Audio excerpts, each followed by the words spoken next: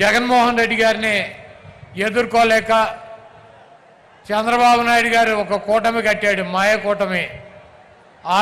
ఆయన వదిన పురంధరేశ్వరిని బీజేపీలో అధ్యక్షురాలను చేశాడు. అదేవిధంగా ఆయన దత్తపుత్రుడిని పవన్ కళ్యాణ్ ఓ పక్కన పెట్టుకున్నాడు, ఒక ఉత్తపుత్రుడిని ఓ పక్కన పెట్టుకున్నాడు. వీళ్ళందరినీ పెట్టుకుని కూడా సిద్ధం సభల ద్వారా జగన్మోహన్ రెడ్డి గారికి వస్తున్నటువంటి ప్రజాదరణని తట్టుకోలేక, జగన్మోహన్ రెడ్డి గారిని రాజకీయంగా ఎదుర్కొనలేక చవటలాగా దద్దమ్మలాగా వెనక నుంచి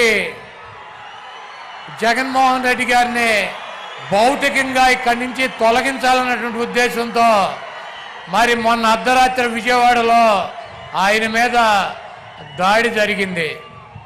ఆయన ఎప్పుడూ ఒకటి చెప్తూ ఉంటాడు, పైన ఉన్నటువంటి దేవుడు ఆశీస్సులు ఉన్నాయి, ఇక్కడ ఉన్నటువంటి ప్రజల ఆశీస్సులు ఉన్నాయని చెప్పి. అన్న, మీకు తప్పకుండా ఆ దేవుడి ఆశీస్సులు ప్రజల ఆశీస్సులు ఉన్నాయి కాబట్టి మీకు ఒక అంగుళం పక్కకి జరగల, ఒక అంగుళం కిందకి జరగల.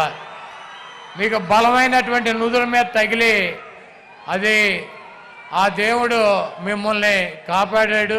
ఆ ప్రజల ఆశీస్సులతో మీరు రాబోయే రోజుల్లో తప్పకుండా ఇంకొక 50 రోజుల్లో ఈ రాష్ట్రానికి ముఖ్యమంత్రి అవుతారు. చంద్రబాబు కాదు కదా, వాడి బాబు ఖర్జూర నాయుడు వచ్చినా కూడా మీ ఎంట్రిక ముక్క కూడా పీకలేడు.